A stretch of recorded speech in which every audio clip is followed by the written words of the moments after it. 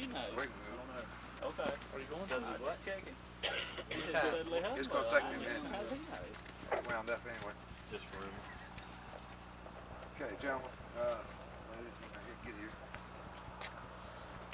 The Hurst tool is one of the one brand of a hydraulic extrication tool. If I were teaching it for Sci-Tech somewhere, I'd have to say we never could use the word Hurst. But I think most of the people in this area of the country have the Hurst tool. There's several different models of the Hurst tool. You have is this the one you had last time I was here? Okay. This has the old engine design on it, which when it's sputtering and popping and so forth and idle, that's what it's supposed to sound like. When it's under load, it runs real smooth.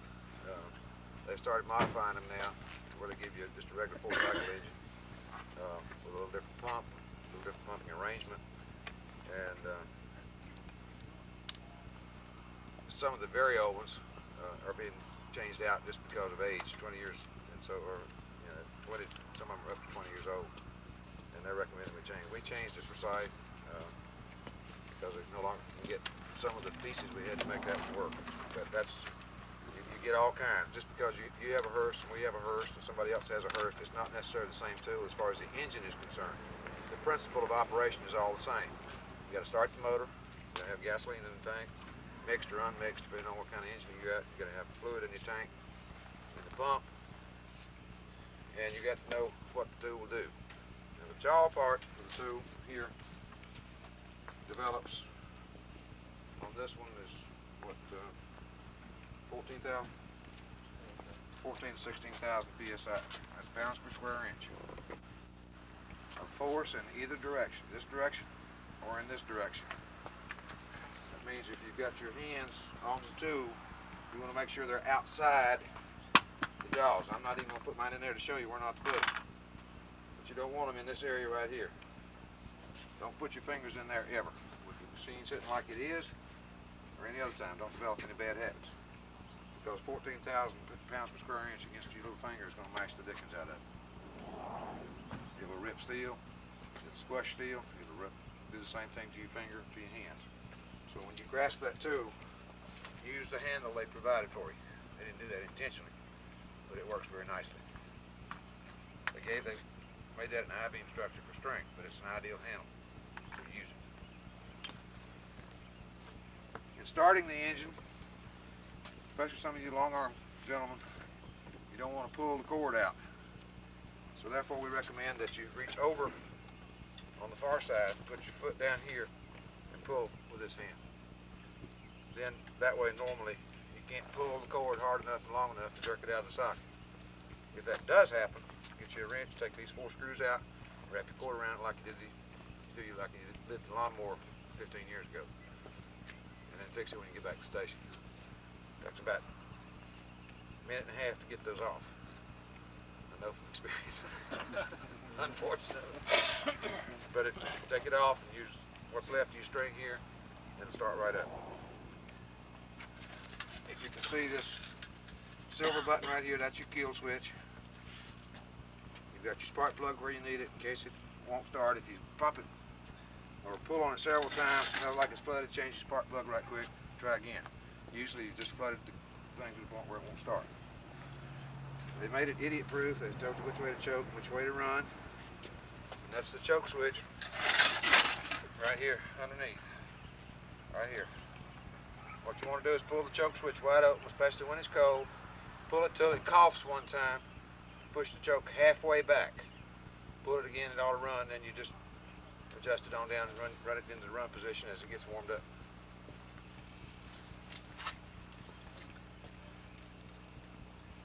Okay, the pump switch or the fluid control switch here, when it's pointing back, that means it's recirculating within the tank. Flip the switch forward, point toward the hose, and it'll flow through the hose. The advantage of this switch is that you can change the connections on your hose without cutting the engine off. But be sure to put it back into the mode before you try to take the connections loose. If you try to take it loose under pressure, you may get it loose, but you may very well jam up one of the little needle valve in there if you can get it loose under pressure. Some of you strong guys make it work sometimes. When I'm talking about the connection hoses,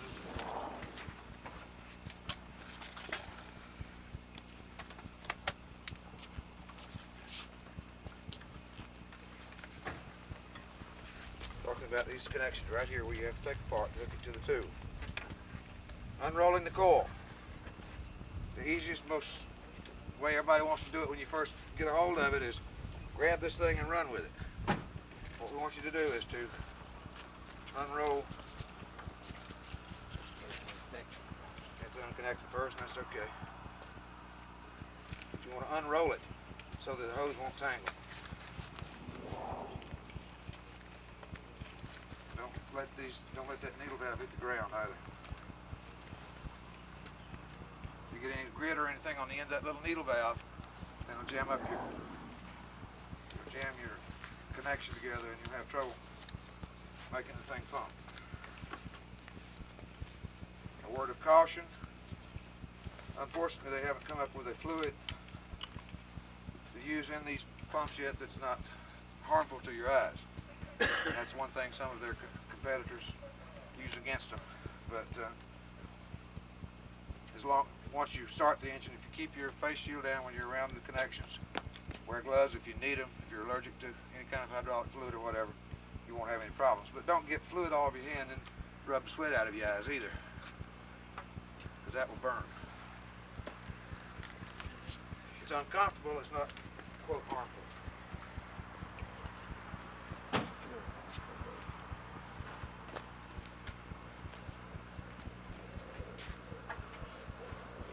Key point on them for security. So sometimes when you're trying to pull them back, they won't come back. It's just like it's got a little arrow on it. Of course, you can't see that in the dark.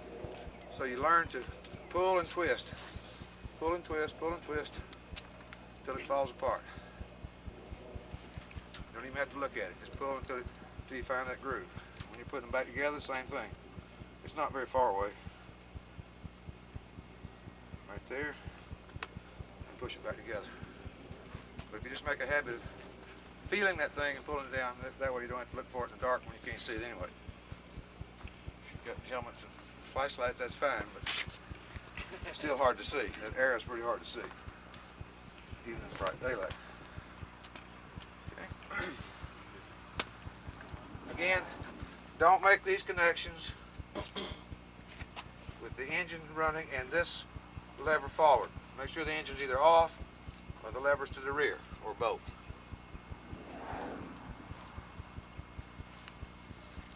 Somebody in the squad know the emergency procedure to get the thing to work if you have to. In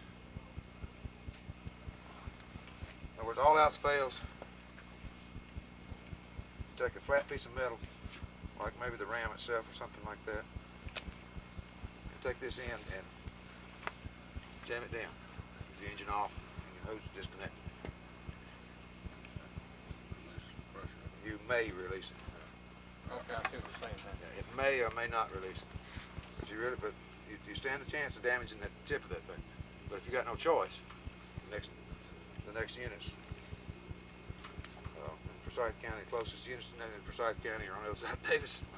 You may not have any choice. You may have to try to get it far. But make sure you come down just as straight and level against the smooth metal as you can, and do it with great force. And it may pop. It may not. I thought that was the reason also we put that lever on there so that it would make it easier. Well, that's correct. But if somebody makes a mistake Oh, okay. and disconnects it under pressure, Okay. Okay, you're saying under pressure mode that if something happened, you couldn't get that. I said if somebody screws up and takes it apart, Yeah. under pressure, it's going to jam that valve. I guarantee it. Gotcha. Okay. Then the emergency release. But what we don't want that to happen. So we make sure that we stick that thing back in the recirculation mode before we disconnect. Normally we want to set up at least 2 tools. If you tool of choice for whatever the task is that you're going to do and what you think your second tool may be. To do that, you either, if you need an extension hose, you put your extension hose in at the first long end of your first long connection. You don't want both tools just one extension hose away. You want as much extension hose on the tool that you've got so you can work around the total in the car with either end if you've got enough hose. Got a new trick here. These are excellent. This is a manifold where you can hook up more than one tool to it, so you get your tool placed where you want it, where it'll be out of the way, where the noise won't bother you and where the smell won't bother the patient. You got plenty of extra hose, and you bring your manifold to the point where you can split and go both directions on the car and hook up there. These have the same type connectors. You've got your dump valve to relieve the pressure. It's the same as that one. So when you're hooking up, you want it in the dump position. Same type here. On this one, you can see the air because it got a little cut out there, so you can find that.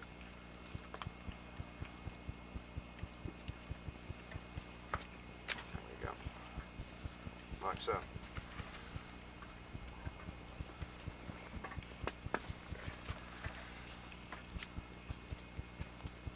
The only way you should change tools with the engine running is with the valve back here. The reason I'm not doing this with the engine running because nobody can hear me.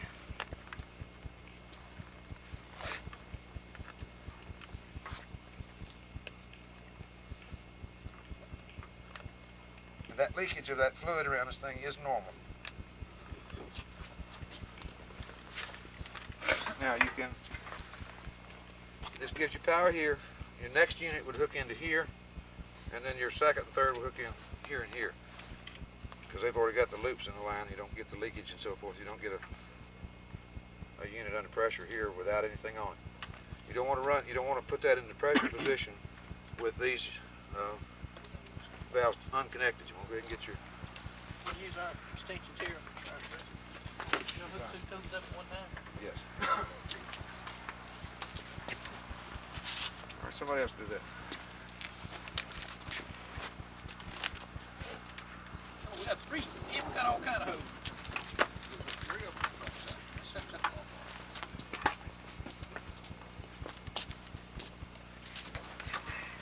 Okay, you can take that through.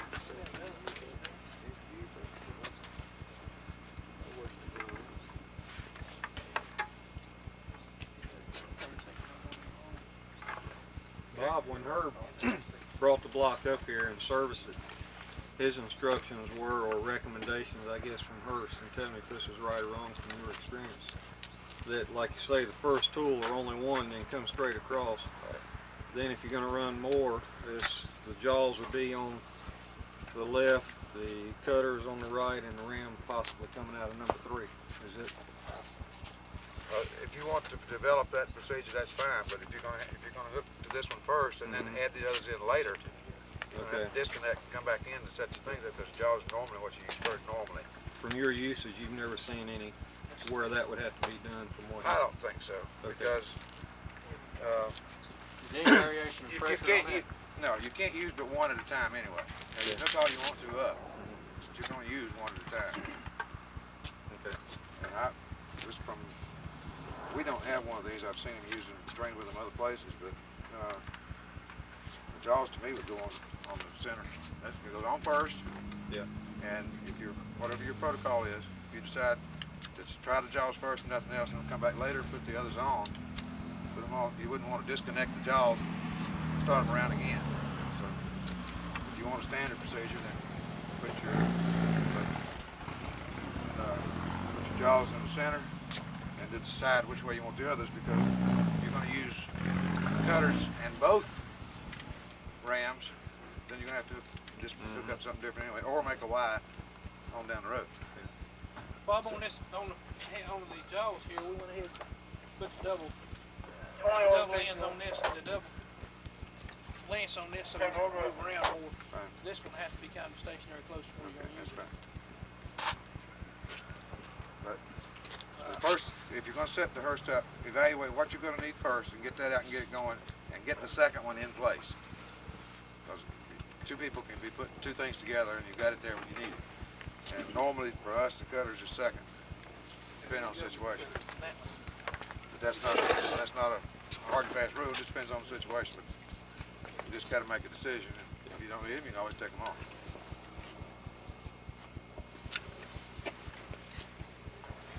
Decibel 1937, change before 9.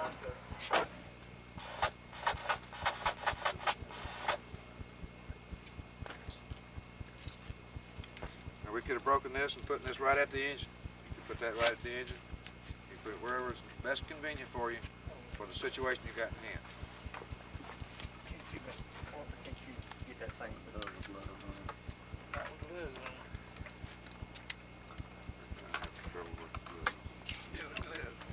I sure am glad David's with us. It's sort of cleaned up his language, ain't it?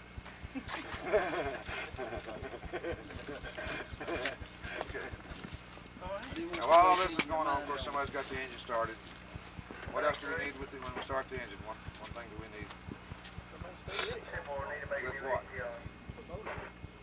Stay with it with what assistance do they need with it? Be in charge of it. Fire extinguisher Fire station. or charge line.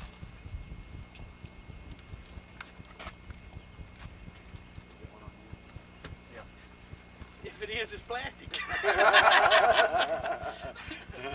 we got one out there. The new rescue we're gonna have this on, we'll have.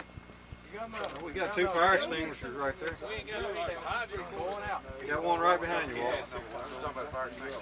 Yeah, we got Just for the unit. Yeah, we Just for the unit. Get your one. We'd like to have one inside in. that door inside. Ronnie, there's one right there in that compartment. Right here? Yeah. There's one back there too, ain't it? Oh, Lord, yeah. Fire extinguisher.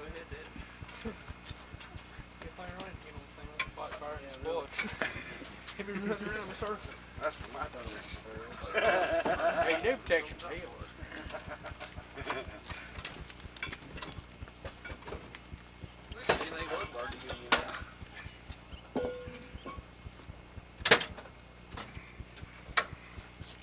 Hey, fire station. Okay, again, to start the unit, follow the idiot box here, push the choke forward, reach across the bar here, put your knee or your foot down there, whichever you're most comfortable with.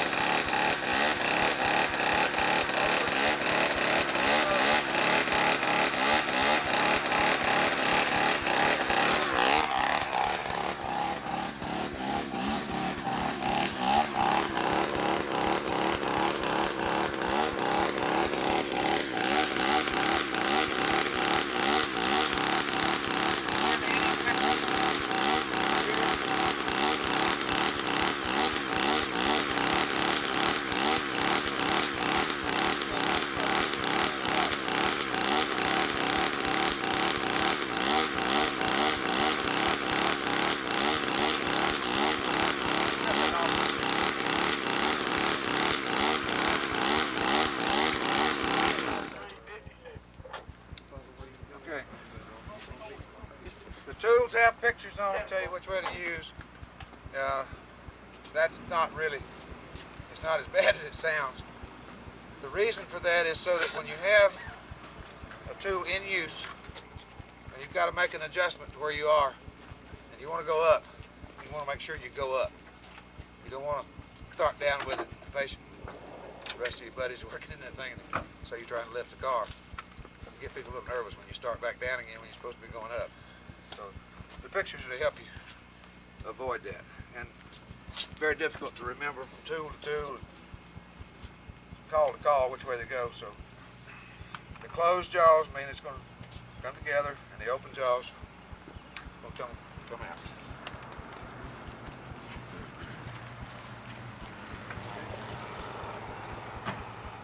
Again, these tools develop in the neighborhood of 14,000 to 16,000 pounds per square inch. This thing's about 1.5 inches wide, so if you got your finger in there, it's going to squash it at around 10,000 pounds, and it will screw you up. So don't get your fingers in between. The cutter tips, you get the same pound per square inch pressure on the hose, but how wide is that cutter? It's only, what, a 1/16 or less than an inch. The same amount of pounds, so you're getting in the neighborhood of 140,000, 150,000 pounds of pressure, whatever that ratio works out. That's why it cuts rather than spreads like this does. But don't get your fingers in those jaws either. Okay. You can push with the jaws, you can squeeze with the jaws, you can put the chains on, and you can pull things apart with the jaws. You can put the chains on the ram, on the other end of the ram, here and here, and you can pull things together with that. We'll spread them all the way out, put the chains up here, and pull them together. You don't develop quite as much pull with that as you do with the jaws. I'm not sure what the ratio is. Pardon? Will that ram pull the steering wheel? Yes. Pull a car steering wheel. I wouldn't try to do it on a tractor trailer.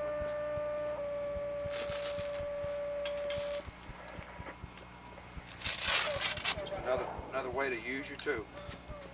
You can pull a steering wheel with a ton and a half to come along too. So if you got a double, don't wait for the hearse. Start working on it with something else. Use your porta power, chain come alongs or whatever you got.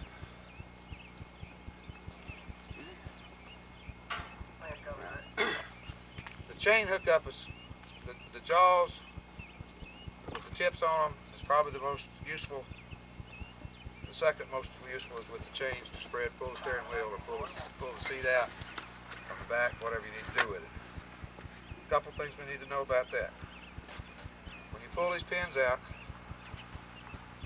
these pins hold the tips on.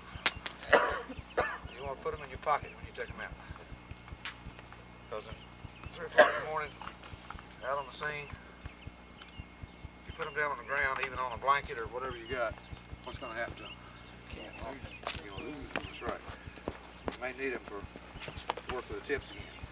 You have your choice, you can take the tips off, you can leave them on. I don't see any point in taking them off myself. Your chain hookup, you've got two things to remember about that.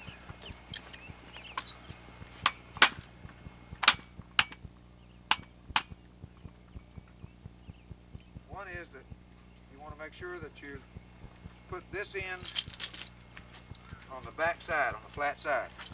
Somebody tell me why. No. When you lay it down on the hood of the car, you want the thing pushing up to keep it together. If you turn it over, it could push it off and out. Forgot these things are. Forgot they were removable. Okay. I can get it back.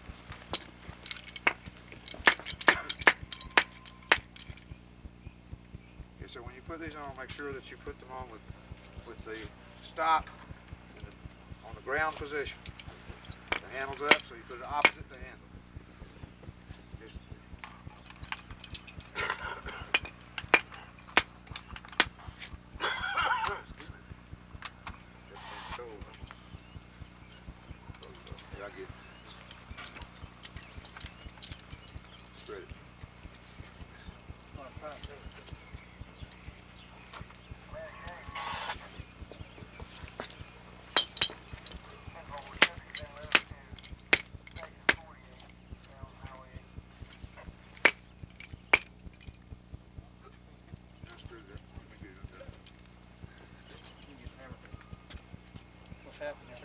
Yeah, I did that accidentally. Forgot these were ours are solid. Huh? Other thing of this is you want to make sure that both hooks point in the same direction. They got, when I say the same direction, relative to how they're hooked up. So this one's out. This one must be out.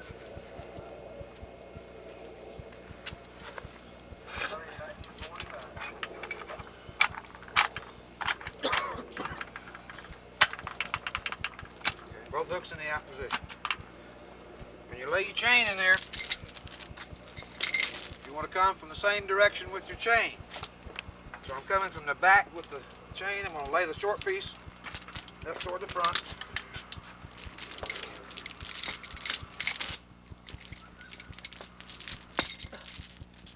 Same thing on this side.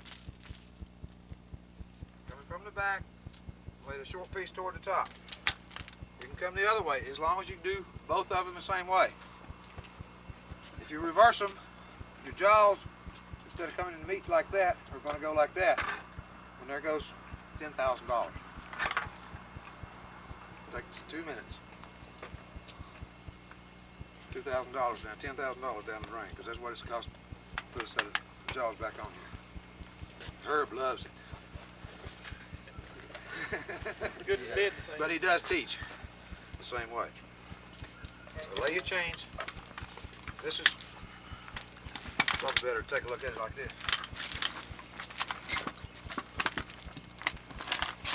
When your tool's down, ready to be used, you're going to have it down, you're going to have it opened up.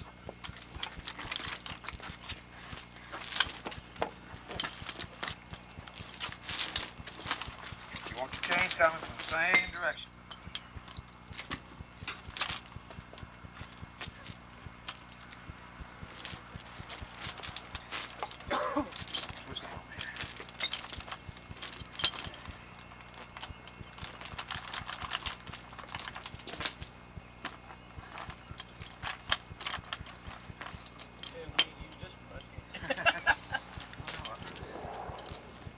But again, you're going to have it laid down and opened up, so you bring that one up from the bottom. Bring this one up from the bottom, like so.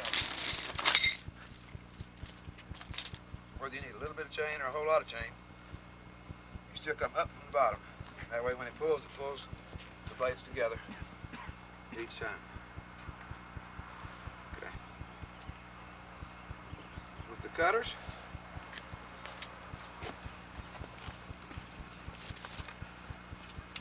this is what cuts. A lot of times though, you need to get this part, open your jaws wide enough to get that part in as far as it'll go, so the tips will cut a little bit better. The cutters work sort of funny. We'll show you when we get cranked up. The cutters go to a point and stop. If you keep the pressure on it moving a little bit and it still stops, back it off and get another bite. There's no point standing there waving that tool up and down and around. It ain't going nowhere. It's done all it can do with that particular position. It's exerted all the force it can exert. So back it off and get another bite, back it out a little bit, and try it again.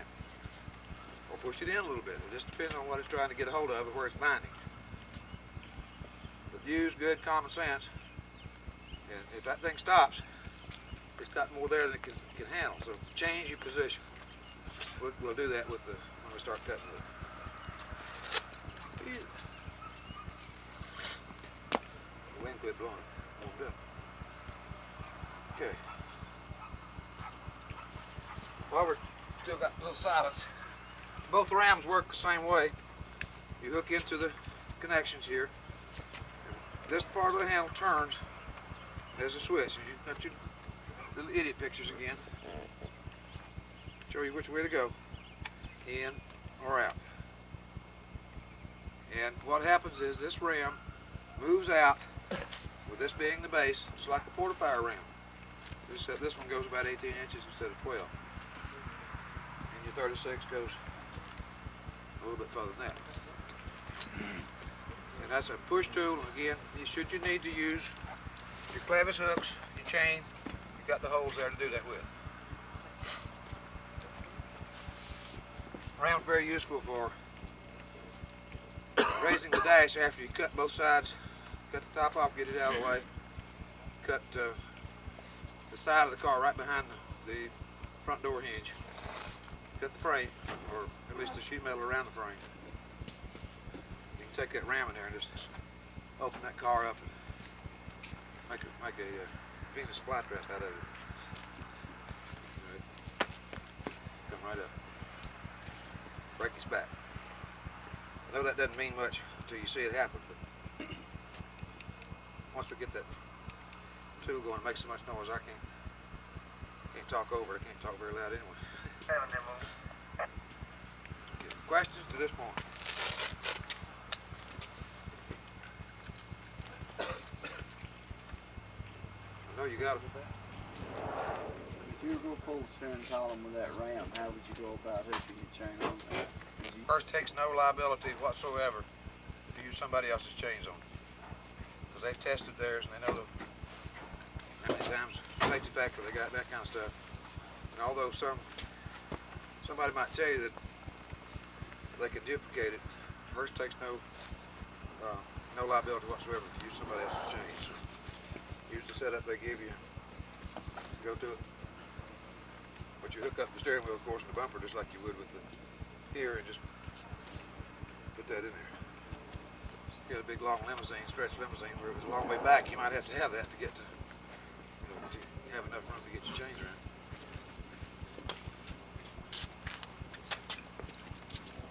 With the Hurst or with any other extrication tool, porta power, can opener, whatever you're doing, make sure your vehicle's secure before you start working on it.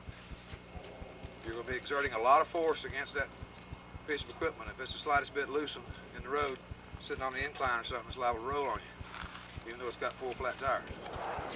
So make sure you got a scotch of some kind, front and rear, if you can get to the front and the rear.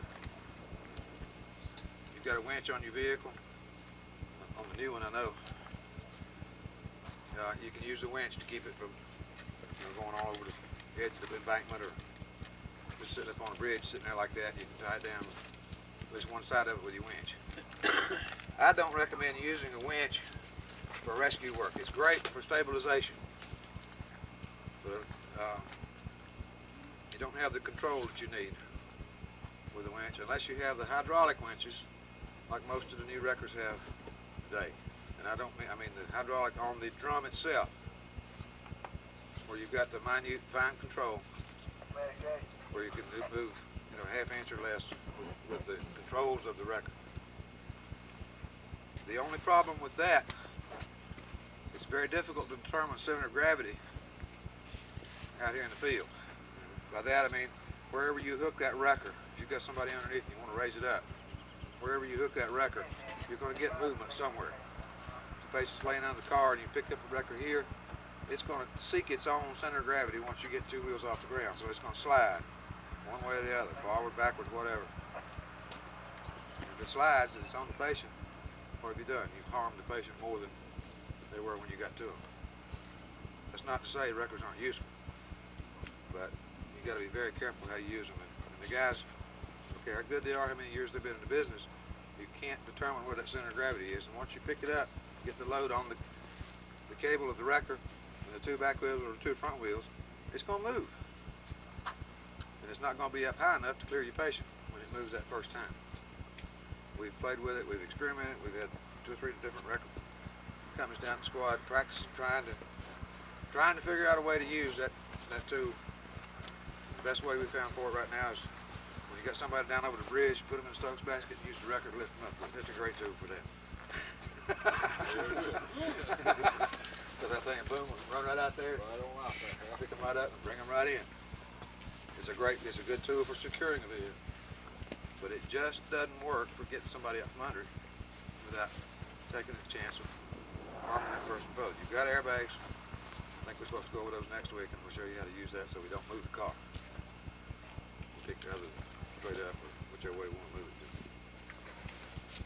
But you do need to secure your vehicle. One thing we carry on our truck that you might want to put on your new truck is several 2.5 or 3 inch wide nylon load straps, which we tie in a loop. It takes 20 feet to make a 10-foot loop. That way, when you get ready to secure that vehicle with your winch, yours, the wrecker's, or whatever, you can throw that thing up over the axle and then hook onto both loops. In other words, double it up and hook it in both places, assuming this is a closed loop, onto your winch. Or if you really want to tie it down, you can make your slip knot just by putting one end of the loop through the other and running it up against that axle. Or towing hook or whatever you've got to hook onto. Makes a great way to tie in, and you don't get your cable, you don't have to use your cable hook and your cable bent. You take a chance on weakening that cable right around where it ties into the hook. Plus, if you really do get it hung up, if it slips and holds, really tightens it down, take a pocket knife. You got a 9-foot strap instead of a 10-foot strap. But it works. And people who work around trucking companies or somewhere where they make a lot of deliveries and so forth, those things show up every once in a while in the back of somebody's car.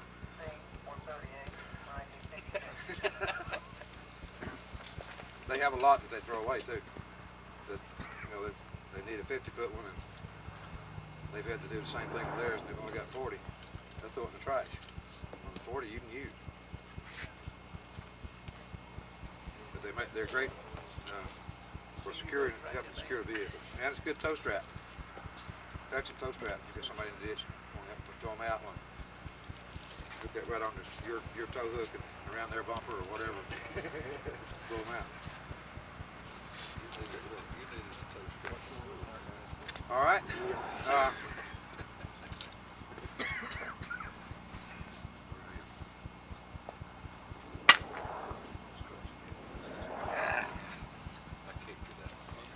The use of the jaws to open the door, to gain access. Use your jaws to help pull the steering wheel. You can use the jaws with a chain pull to pull the seat back. You can use the jaws to lift the car if you use proper cribbing as you go.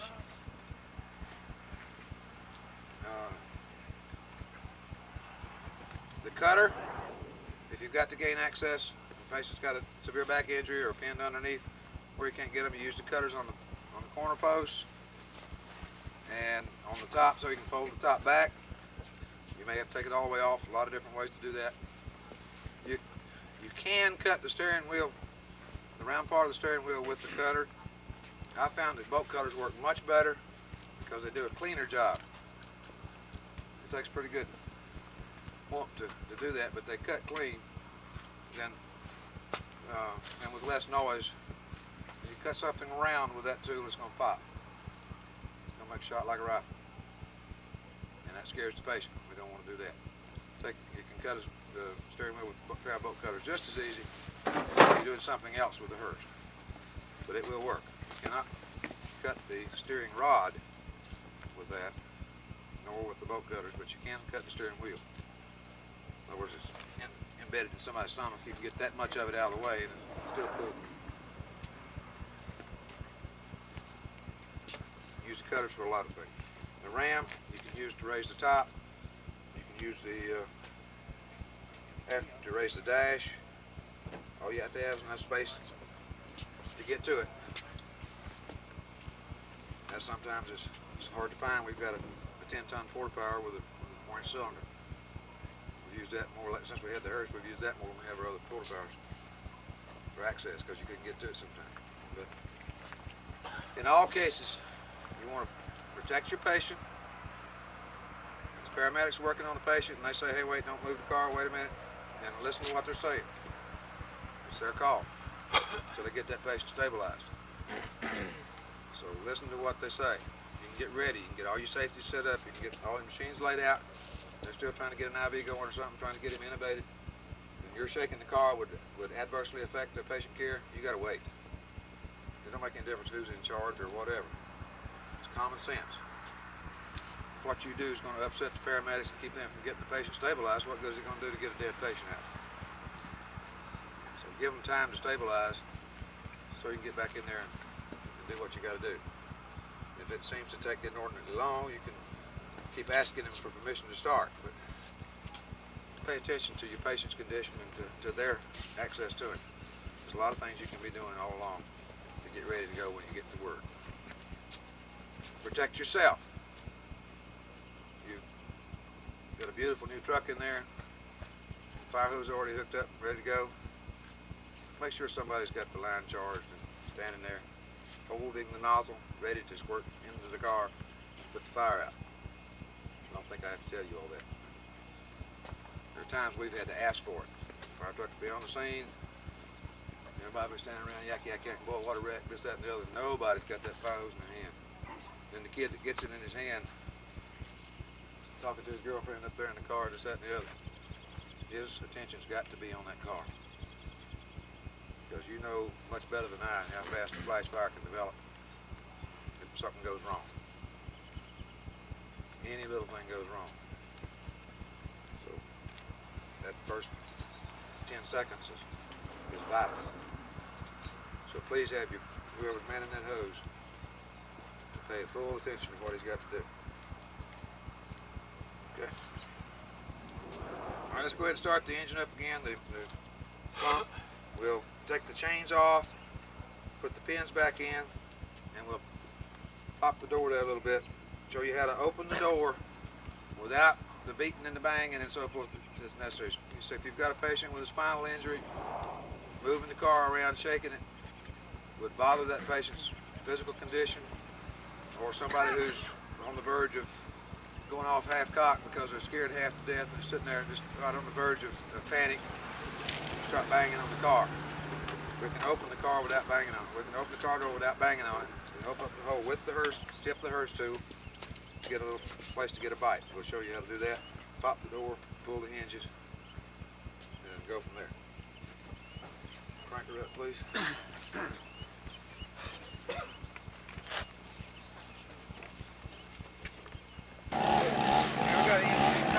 Got some gloves, dude.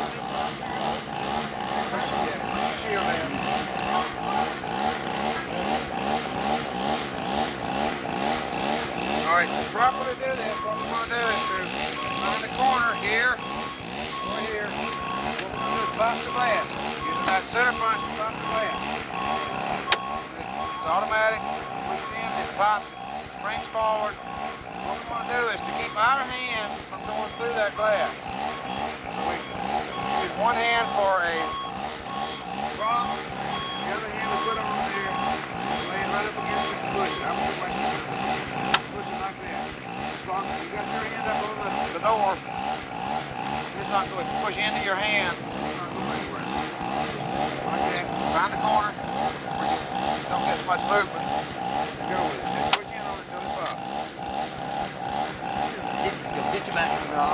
Get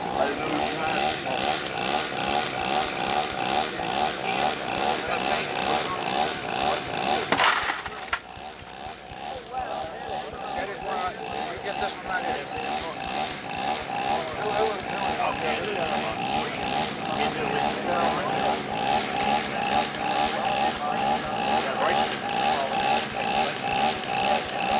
Can we assume the patient was protected? Oh, yeah. Now, just push it. This end's messed up. This one's free. Use this one. They're both messed up. Take your choice. We're going to use this end down here and put it on the natural hinge. Some people with the hearse, bring it on in. Big jaws, bring it on in. All right, just valve forward. Check that. Somebody check the valve, make sure it's forward.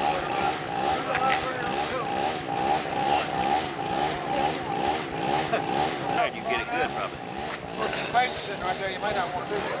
You can spread that down and that door will go about like so. That usually gives you enough room to get in here if it doesn't pop it all together. If that won't work, we can take that crack right there, we can open the jaws a little bit, one side of the jaw in here, squeeze down on it as tight as it'll go, bend it back. Do that about twice, you got enough opening there to get your jaws in, you haven't rocked the car at all. Let's do that. You got them open about where you want them right now. Okay. Come in here, open the door.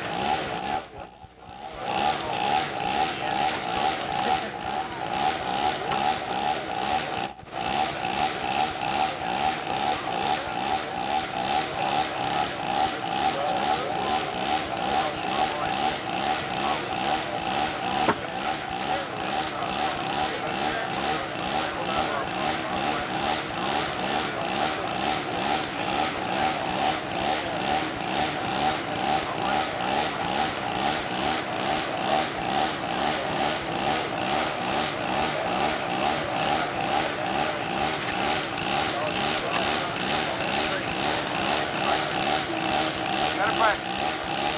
Gotta practice that now. You gotta get the feel for what to do and what to do. It's rare to get the hold of it first time. Just do it back. Now you got it. Now you ain't like the old full face work. A lot of content on it.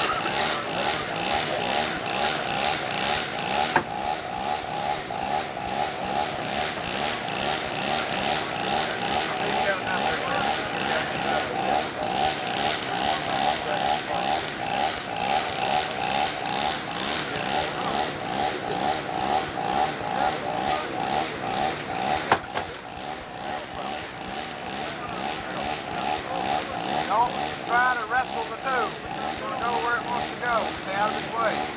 Don't get in behind the car and let it squeeze. Stand back, let it go right on by. Walk the rest up against the car, that's fine. Don't try to wrestle the two. That's how it sounds working on it. Other side.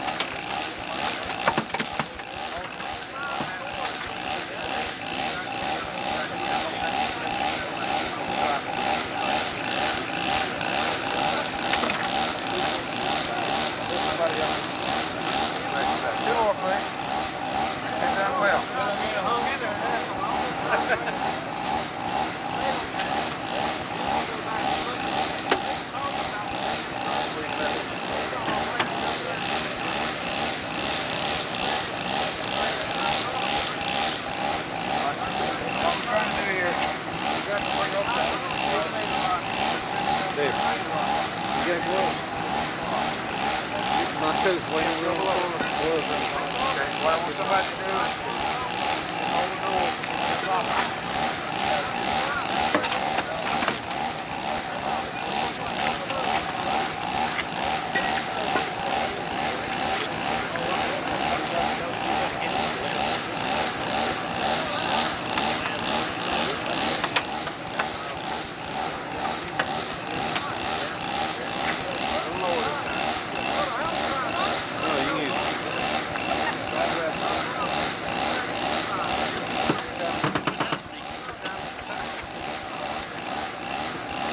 You're gonna do more than punch your window.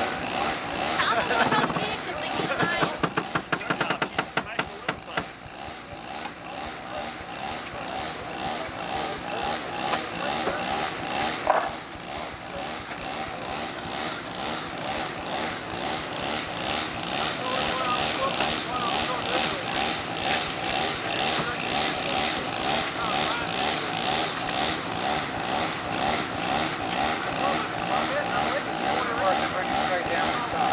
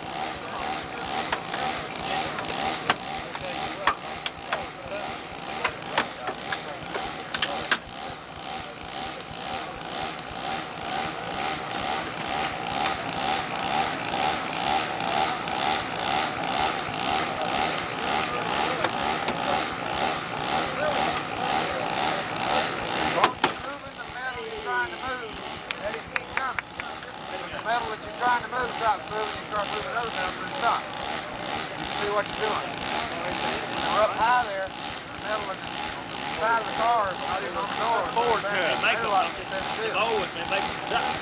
Forward there and start moving. Come in right here and open the door. Between here and here and push the door down.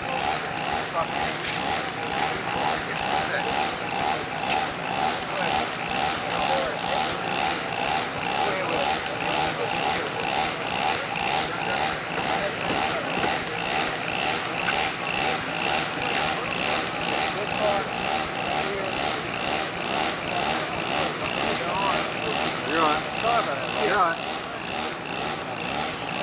on.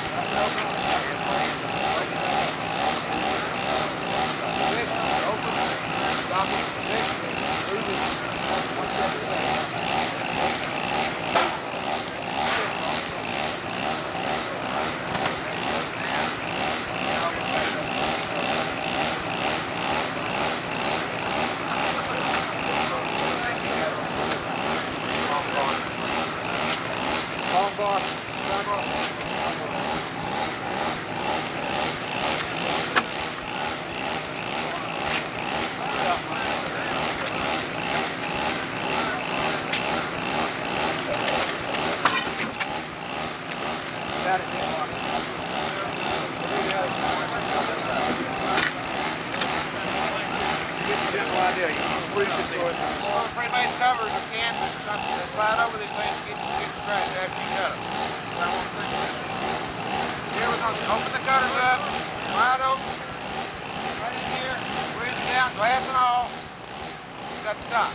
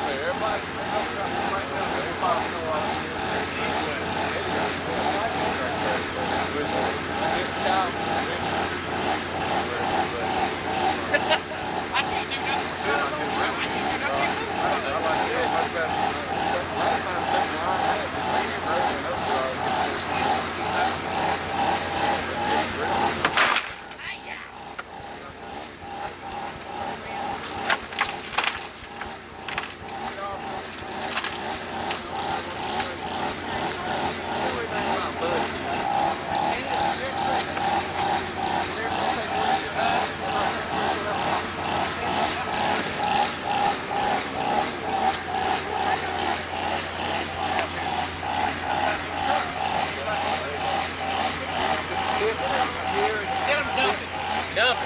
Hey! Dump it now!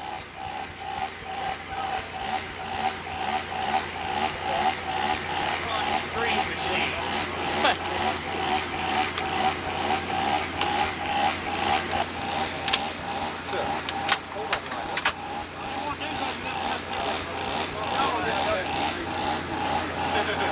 Is that where you want it?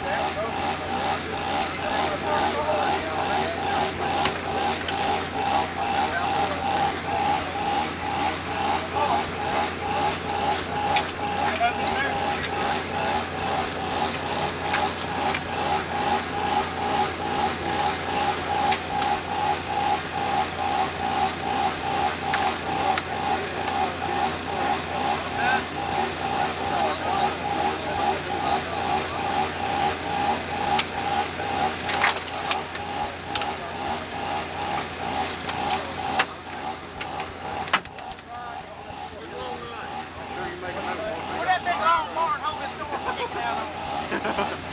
DV! I did. You.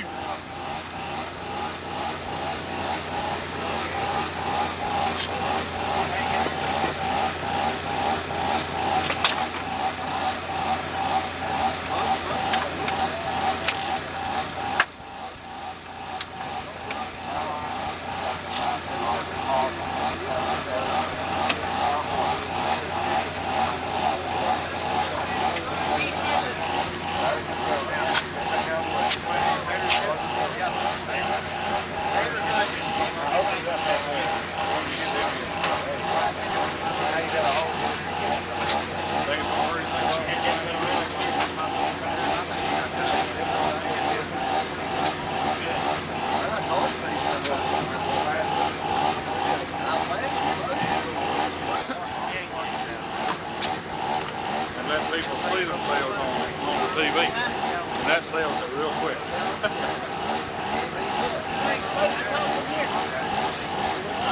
I've used this with my daughter. Basketball. I put it in. It's been not in the best condition for a big range.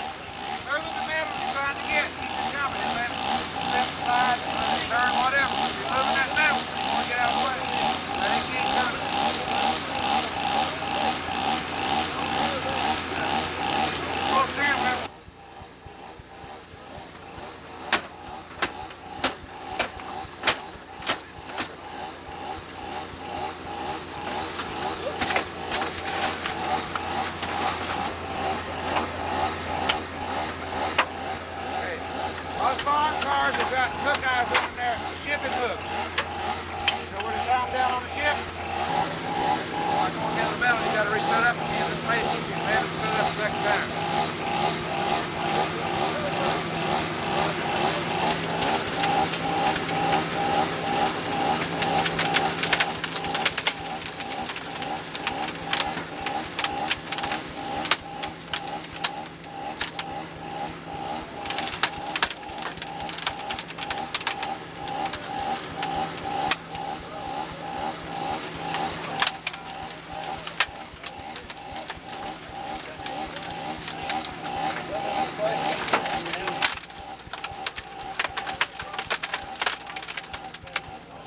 Okay, if that's not enough, what do you got to do now? You got to take the motor power or the extensions off the motor power or something like that. Pop this thing up while you release and go again so it won't go back down in the patient if it's not far enough out of the way. Let's take the ram do that, couldn't you? You can take the ram and do that. Old ram? Do that, the ram push it on that way. Go ahead and let it off. Reset it up before you pull it out. Let's just see that work. Like working on it. Drive it like this. The guy with him on is driving with his new rig. That's all I'm saying. Appreciate it all.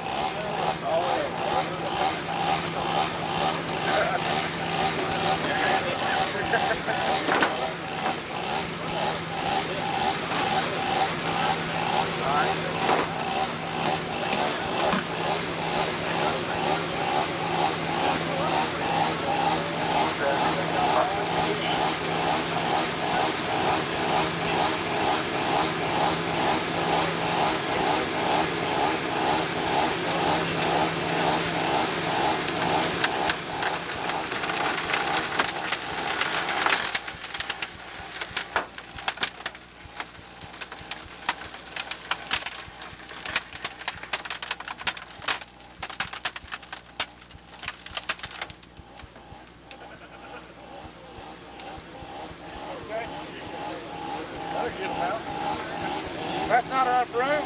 Let's do it again. But that should be enough room.